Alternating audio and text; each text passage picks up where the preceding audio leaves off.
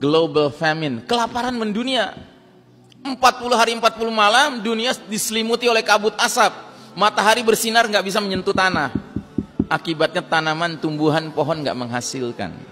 Makanya ada dalil mengatakan jika kalian sudah melihat bintang berekor di bulan Ramadan, siapkan makanan sekuat kemampuan kalian.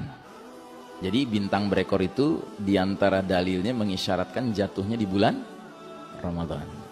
Maka mulai sekarang kalau Ramadan akan tiba, tidak sekedar perasaan gembira yang harus ada dalam diri kita, tapi juga perasaan waspada. Jangan-jangan Ramadan ini jatuhnya bintang berekor. Kita tidak tahu kapan jatuhnya, tetapi kalau melihat tanda demi tanda yang bermunculan, it seems to be very close. Kelihatannya sudah dekat sekali jadwalnya. Dan kelaparan mendunia ini berakibat kepada apa? Orang berebut makanan, Pak. Sampai apa? Sampai saling berbunuhan, killings ya. Al-haraj kata Nabi, saling berbunuhan, memperebutkan makanan. Nah, yang lebih tidak pernah kita duga-duga lagi adalah dampak yang kelima. Terjadinya shutdown of modern technology. Teknologi modern ini berhenti beroperasi, Pak. Kenapa? Ya, karena batu besar jatuh dengan kecepatan tinggi, bergesekan dengan udara, tentu menimbulkan induksi besar-besaran. Yang orang barat katakan akan terjadilah fenomena EMP, electromagnetic pulse. Ya, semua benda-benda kelistrikan macet, tidak bisa berguna lagi. Bahkan ahli fisika mengatakan tumbukan batu besar dengan tanah akan menyebabkan zat-zat tertentu sifatnya berubah. Misalnya besi, berubah zatnya menjadi lengket. Sehingga instrumen-instrumen yang terbuat dari besi yang sedikit rumit saja tidak bisa dipakai lagi. Contohnya sepeda, rantainya besi, gearnya besi, nggak bisa dipakai lagi. Bedil, pelatuknya besi, pelurunya besi, nggak bisa dipakai lagi. Dan ini yang dikatakan Nabi sampai 3 kalimat diulang-ulang dalam hadis riwayat Muslim, hadisnya sahih. Nabi bersabda, wa'udtum min haitsu bada'tum wa'udtum min haitsu bada'tum wa'udtum min haitsu bada'tum. Kalian akan kembali kepada kondisi seperti sedia kala. Kalian akan kembali kepada kondisi seperti sedia kala. Kalian akan kembali kepada kondisi seperti sedia kala. Sewaktu Nabi dahulu menyampaikan kepada para sahabat nggak ngerti.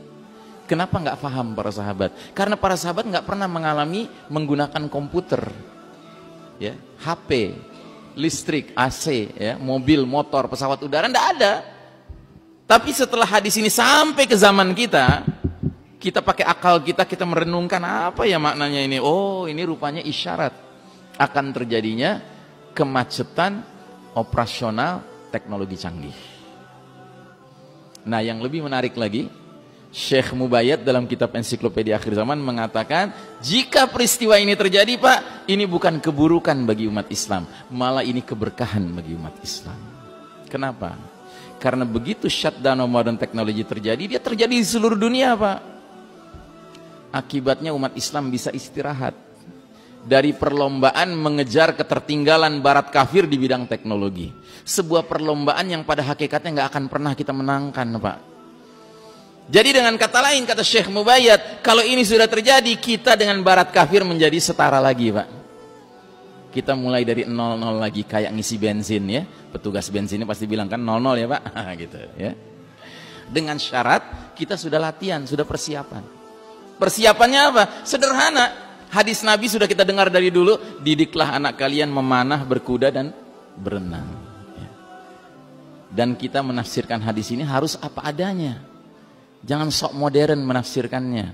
Ustadz, itu bukan benar-benar memanah, Ustadz belajar nembak. Padahal nanti nggak bisa pakai bedil, Pak. Padahal nggak ada hadisnya yang menyebutkan nanti Al-Mahdi perangnya pakai AK-47, pakai M16, nggak ada cerita itu. Kembali kita menggunakan tombak, pedang, panah. Ustadz, itu bukan benar-benar berkuda maksudnya, Ustadz. Nabi mengisyaratkan belajar bawa tank, belajar bawa jet gitu kan. Nggak ada hadisnya tentang akhir zaman di mana nanti Isa alaihissalam turun naik Phantom, ya kan? Naik Stealth gitu ya. Enggak. Tapi turun di antar malaikat. Jelas ya? Nah, jadi saudaraku rahimakumullah, dalam kondisi dunia yang begitu berbeda, hadirlah Al-Mahdi. Sementara bangsa-bangsa lain masih panik, masih bingung. Nah, makanya berdirinya khilafah ala minhajin nubuwah di Syam nanti dengan kehadiran Al-Mahdi dan orang-orang beriman yang benar-benar komit dengan Allah dan Rasulnya dan Al-Mahdi sebagai pemimpin yang berimannya, itu sederhana sekali insyaallah ya.